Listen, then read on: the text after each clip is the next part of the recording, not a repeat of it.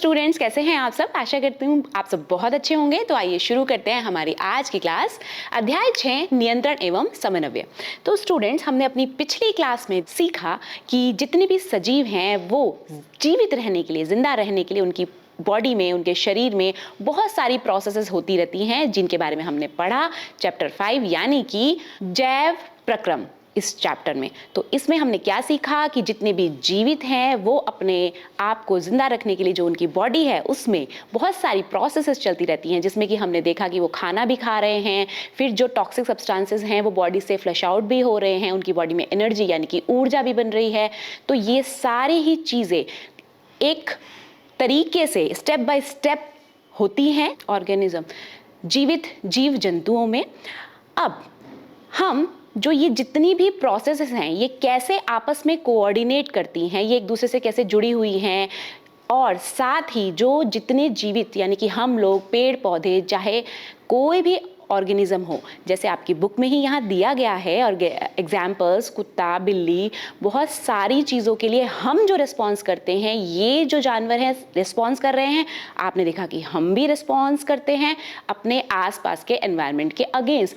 तो हम जो जितने भी जीवित ऑर्गेनिज्म हैं इंक्लूडिंग ह्यूमन बींग्स, हम लोग अपने एनवायरनमेंट के अगेंस्ट भी रिस्पॉन्स कर रहे हैं। साथ ही हमारे शरीर में जितने भी जैव प्रक्रम यानी कि लाइफ प्रोसेसेस हम जिंदा रहने के लिए हमारी बॉडी के अंदर हो रहे हैं, वो भी आपस में एक दूसरे के साथ कोऑर्डिनेशन करते हैं। जैसे कि डाइजेशन होगा तब कॉम्प्लेक्स फूड सिंपल फूड में कन्वर्ट होगा और उसके बाद वो हर एक सेल को भेजा जाएगा और उसी के बाद होगा रेस्पिरेशन का प्रोसेस स्टार्ट।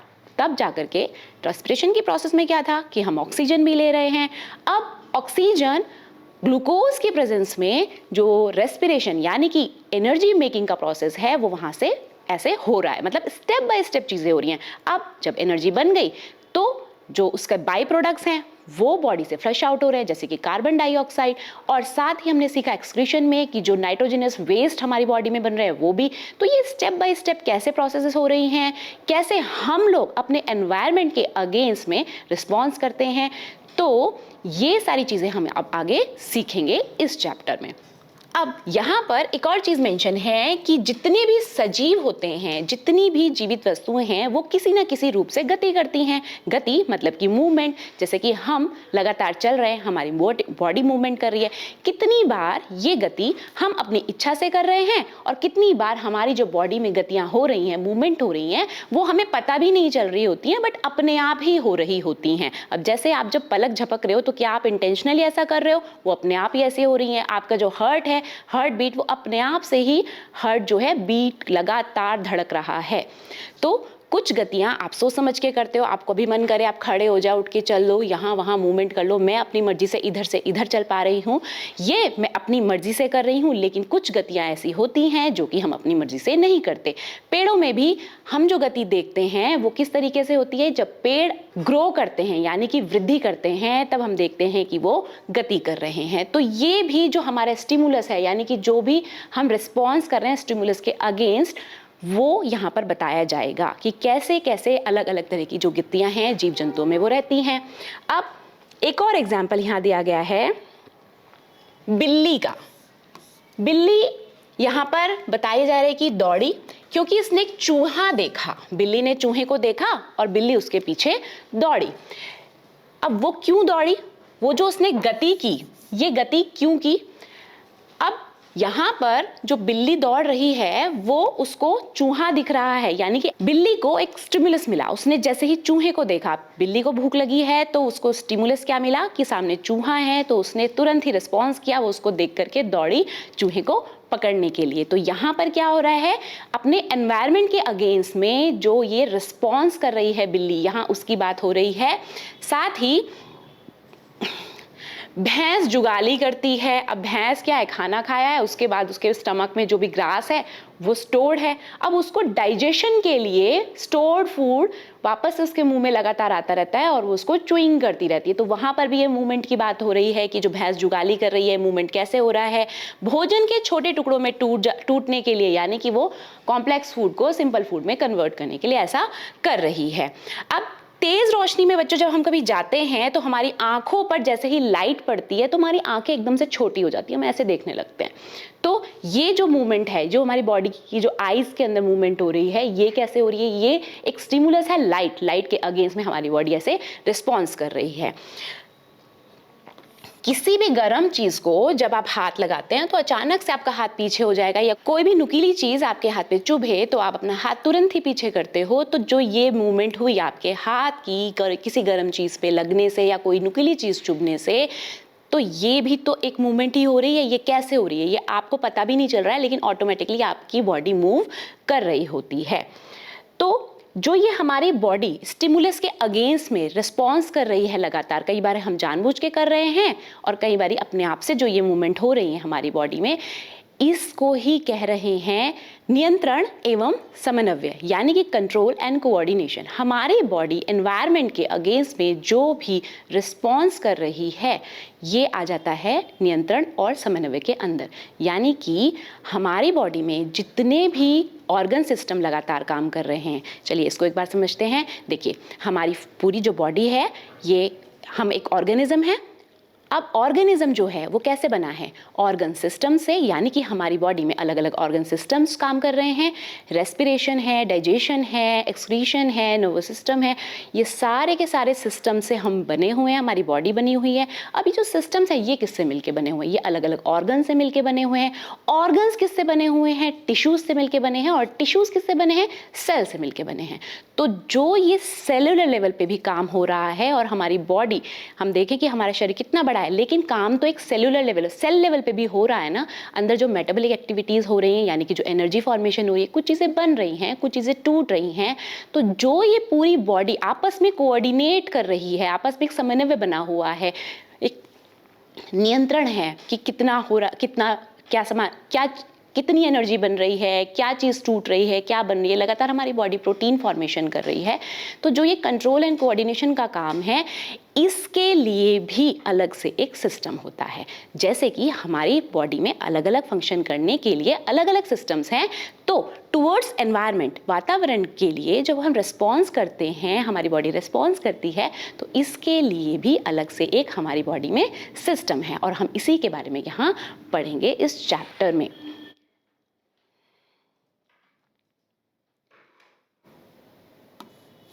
जंतु तंत्रिका तंत्र।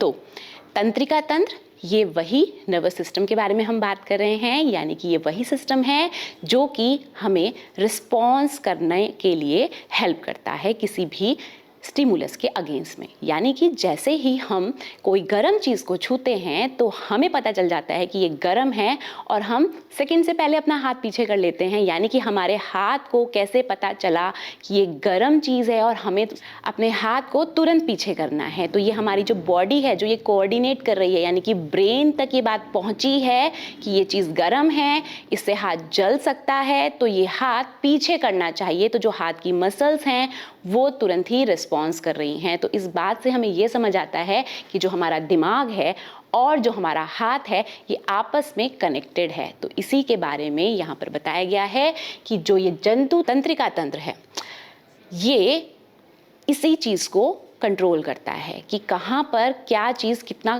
कैसे मूवमेंट होनी है। यहाँ पर इसके लिए इसकी रिस्पॉन्सिबिलिटी जो है वो तंत्रिका तंत्र की है। अब ये कैसे काम करता है बच्चों, क्लास 9 में आपने पढ़ा हुआ है अलग अलग टाइप्स की सेल्स के बारे में। तो हमने पहले से ही सीखा है कि हमारी बॉडी जो है वो मल्टी सेल्यूलर, हम जो ऑर्गेनिज्म है, यानी कि हम कैसे ऑर्गेनिज्म है, हम एक मल्टी सेल्यूलर ऑर्गेनिज्म। हमारी बॉडी के अंदर बहुत सारी सेल्स हैं, टिश्यूज़ हैं, सेम टाइप ऑफ सेल्स जब एक साथ मिलकर के कोई काम करती हैं तो उनको एक टाइप के टिश्यू बोला जाता है। ये भी हमने सीखा। अब यहाँ पर एक चीज़ इंटरेस्टिंग मैं आपको बताऊँ कि हमारी बॉडी में कुछ सेल्स बहुत छोटी हैं, कुछ थोड़ी बड़ी हैं, कुछ और बड़ी हैं। तो यहाँ पर कैटेगराइज अगर करें तो आपको हो सकता है आपको पता हो ये बात कि हमारी बॉडी की जो सबसे छोटी सेल है वो कौन सी होती है। मेल के अंदर ये सेल स्पर्म होती है, सबसे छोटी सेल, स्मॉलेस्ट। फीमेल के अंदर जो बिगेस्ट सेल है वो है एग, यानी कि ओवम। और यहाँ पर तंत्रिका तंत्र की अगर बात कर रहे हैं तो जो नर्वस सिस्टम है इसको बनाने वाली जो सेल है वो हमारी शरीर की सबसे लंबी सेल होती है। फर्क है बड़ी या लंबी, तो तंत्रिका सेल जो है वो लॉन्गेस्ट सेल है हमारी बॉडी की, यानी कि सबसे लंबी सेल होती है जिससे कि तंत्रिका तंत्र बनता है। यानी कि पूरा नर्वस सिस्टम बनाने वाली जो सेल्स हैं, नर्व सेल्स, ये साइज में सबसे लंबी होती है हमारे पूरे शरीर में से। ये बात बहुत ध्यान रखने की है, बहुत इंपॉर्टेंट है, लगातार इससे क्वेश्चंस पूछे जाते हैं। अब होता क्या है, यहाँ पे एग्जाम्पल दिया गया है, आकस्मिक परिस्थिति में गर्म पदार्थ को छूना हमारे लिए खतरनाक हो सकता है। हमें इसे पहचानने की तथा इसके अनुरूप अनुक्रिया की आवश्यकता होती है। तो हमें कैसे पता चलेगा कोई चीज़ गर्म है या ठंडी, इसके बारे में आइए बच्चों सीखते हैं कि कैसे हम रिस्पॉन्स करते हैं। हमारे शरीर में अलग अलग टाइप्स की सेल हैं, जिसमें से कि जो नर्व सेल्स हैं वो हमारी बॉडी में सब जगह फैली हुई हैं। यानी कि इस तरह की सेल, अब आप जानते हैं कि एक सेल में सबसे जो प्रोमिनेंट कैरेक्टर ऑर्गेनेली है वो क्या होती है, प्रोमिनेंट ऑर्गेनेली जो सबसे ज़्यादा दिखाई दे। यहाँ पर आप देखें कि केंद्रक यहाँ दिख रहा है न्यूक्लियस। तो कोई भी सेल को जब आप देखेंगे तो आपको सबसे ज़्यादा दिखने वाली चीज़ जो कौन सी ऑर्गेनेली होगी, वो होगी यहाँ पर केंद्रक जैसे दिख रहा है, ये आपको सबसे पहले दिखेगा।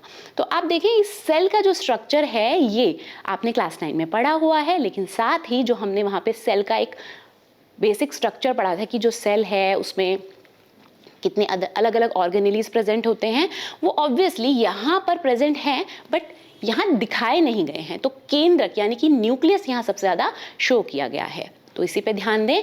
फिर साथ ही देखेंगे कि जो इस तरह की ब्रांचिंग से निकली हुई है ये इस सेल का पार्ट है और इसे कहा जाता है द्रुमिका यानी कि डेंड्राइट।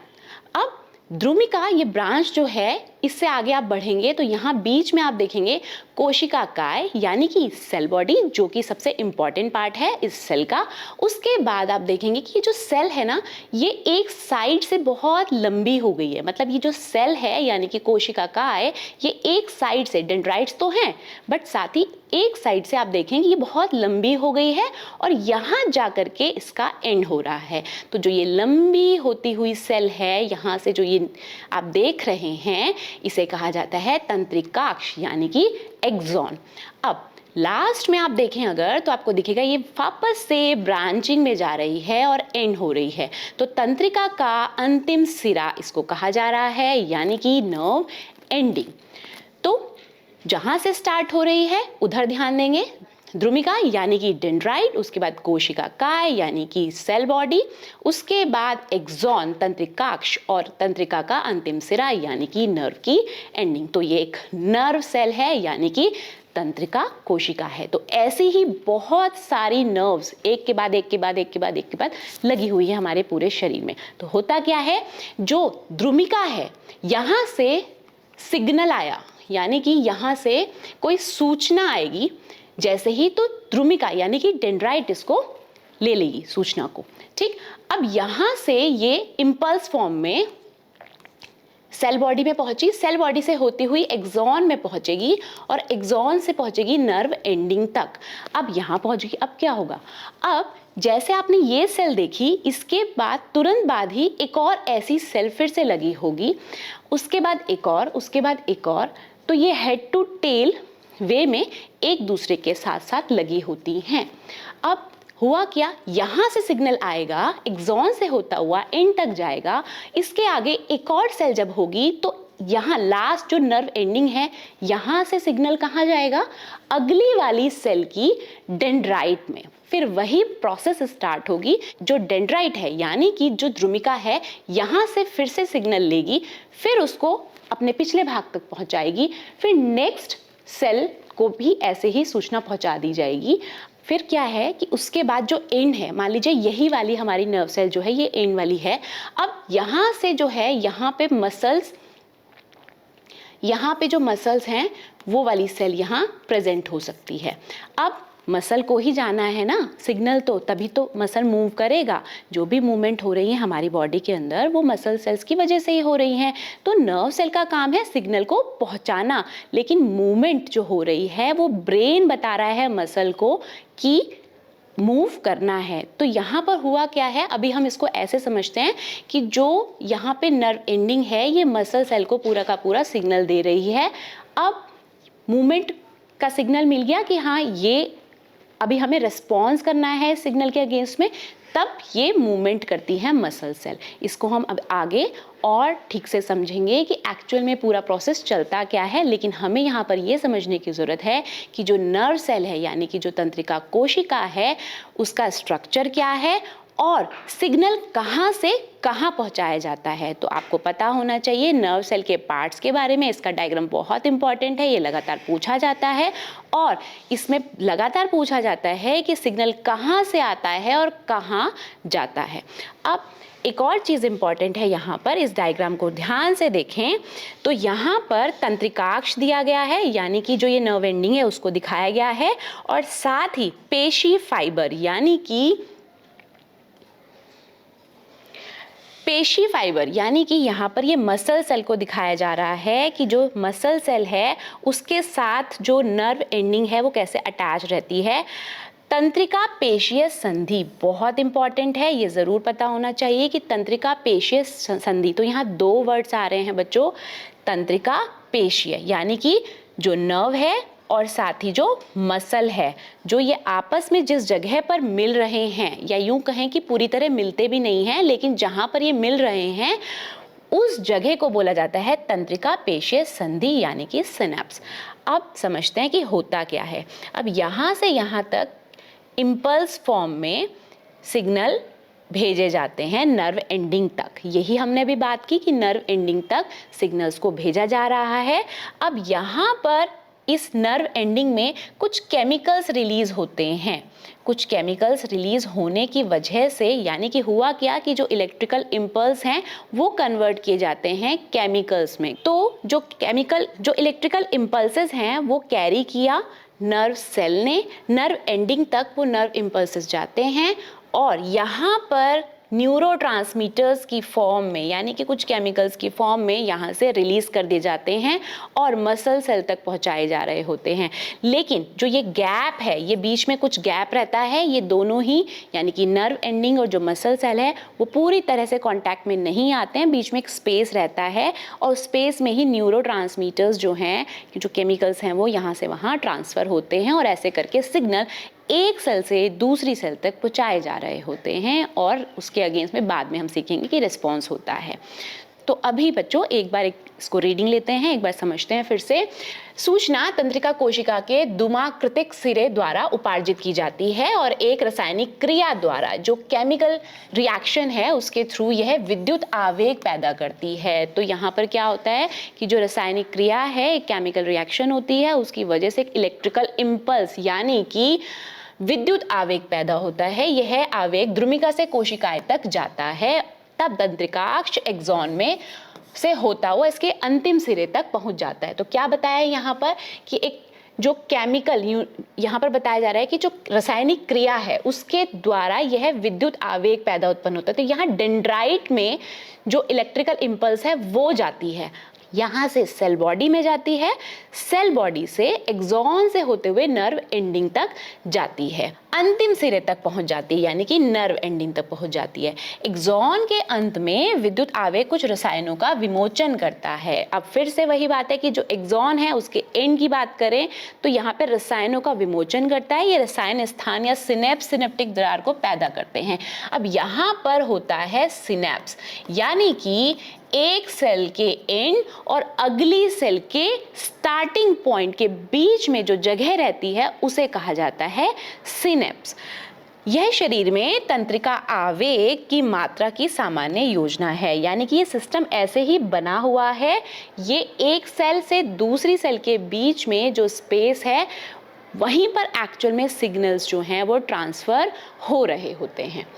इसी तरह का एक अंतर्ग्रथन यानी कि सिनेप्स ऐसे आवेगों को तंत्रिका कोशिका से अन्य कोशिकाओं जैसे कि पेशी कोशिकाओं या ग्रंथि तक ले जाता है। तो यहाँ पे वही बात बताई जा रही है कि मसल सेल्स तक भी ये इन्फॉर्मेशन ऐसे ही पहुँचाई जाती है। इसमें कोई आश्चर्य नहीं कि तंत्रिका ऊतक तंत्रिका कोशिकाओं या न्यूरॉन के एक संगठित जाल का बना होता है।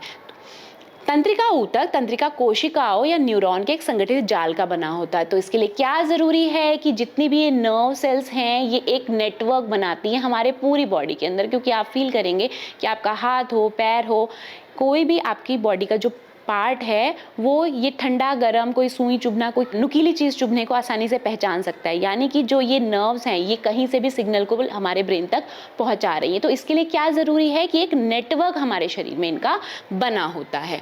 यह सूचनाओं को विद्युत आवेग के द्वारा शरीर के एक भाग से दूसरे भाग तक संवहन में विशिष्टीकृत है। अब पता है कि एक सेल से दूसरी सेल तक इसको पूरा का पूरा ऐसे पहुंचाया जा रहा होता है, यानी कि सूचनाओं को विद्युत आवेग के द्वारा एक सेल से दूसरी सेल यानी कि पूरी बॉडी में जहां पर भी जरूरत है वहां से वहां पहुंचाया जा रहा होता है। तो यहाँ पर चित्र में आप देखें तो आपको बिल्कुल देखते ही समझ आ जाना चाहिए कि कहाँ से इंफॉर्मेशन आ रही है और किस तरफ सेल में जा रही है। सिनेप्स क्या है ये आपको पता होना चाहिए। क्रियाकलाप 6.1, कुछ चीनी अपने मुंह में रखिए, इसका स्वाद कैसा है आपको देखना है। अपनी नाक को अंगूठा तथा तर्जनी उंगली से दबाकर बंद कर लेना है और फिर से चीनी खानी है। इसके स्वाद में क्या कोई अंतर पता चला? खाना खाते समय उसी तरह से अपनी नाक बंद कर लेनी है तथा ध्यान दीजिए कि जिस भोजन को आप खा रहे हैं क्या आप उस खाने का पूरा स्वाद ले रहे हैं। ये क्रियाकलाप करने के लिए यहाँ दिया गया है। इससे रिगार्डिंग कोई भी क्वेश्चन आपसे पूछा जा सकता है कि इस स्थिति में कैसा हो रहा है। अगर आप नाक बंद कर रहे हैं तब क्या आपको महसूस हो रहा है, अगर आप नॉर्मल स्थिति में बैठ के खाना खा रहे हैं तब आपको खाने का स्वाद कैसा महसूस हो रहा है। तो इससे रिलेटेड क्वेश्चन कहीं ना कहीं आपको मिल सकता है एग्जाम में। जब नाक बंद होती है तो क्या आप चीनी तथा भोजन के स्वाद में कोई अंतर महसूस करते हैं? तो इस तरह से आपसे पूछा जा सकता है कि नाक बंद करके आपको कैसा लगा और नाक बिल्कुल नॉर्मल स्थिति में बैठ करके जब आप खाना खा रहे हैं तो आपको उसका स्वाद के बारे में क्या पता चला। अब साथ ही यहाँ पर एक और इम्पॉर्टेंट क्वेश्चन है, जब आपको जुकाम हो जाता है तो क्या आप भी इसी तरह की स्थिति का सामना करते हैं? तो जब हमें कोल्ड होता है तब उस समय पर हमें खाने का स्वाद नहीं आता है, हमें खाने का टेस्ट समझ नहीं आ रहा होता है। तो वो क्यों हो रहा होता है? हमें कोई भी खाने की चीज़ उस समय उतनी स्वादिष्ट नहीं लगती है जितनी हम नॉर्मल में महसूस कर सकते हैं कि कोई चीज़ स्वादिष्ट है। तो ये क्यों होता है? क्योंकि जो ये सेंसरी यानी कि जो हमारे नर्व सिस्टम है, ये नर्व सेल्स हैं, ये प्रॉपर सिग्नल्स यानी कि जो टेस्ट है, वो जो एक स्टिमुलस है, वो हमारे ब्रेन तक प्रॉपर नहीं पहुंच रहा होता है। क्योंकि जो हमारी नाक की जो सेल्स हैं और जो हमारी टंग की जो स्वाद वाली जो सेल्स हैं ये आपस में कनेक्टेड होती हैं, तो प्रॉपर ये सिग्नल्स को पहुंचा नहीं रही होती हैं कोल्ड होने के टाइम पे। क्योंकि कोल्ड के टाइम पे जो नेसल वाली जो सेल्स हैं यानी कि जो गंध का पता चलता है, हमें स्मेल का पता चलता है, वो उतनी एक्टिवली रिस्पॉन्स नहीं कर पा रही होती हैं। तो बच्चों आज की क्लास में बस इतना ही। मिलेंगे अपनी नेक्स्ट क्लास में, तब तक के लिए टेक केयर।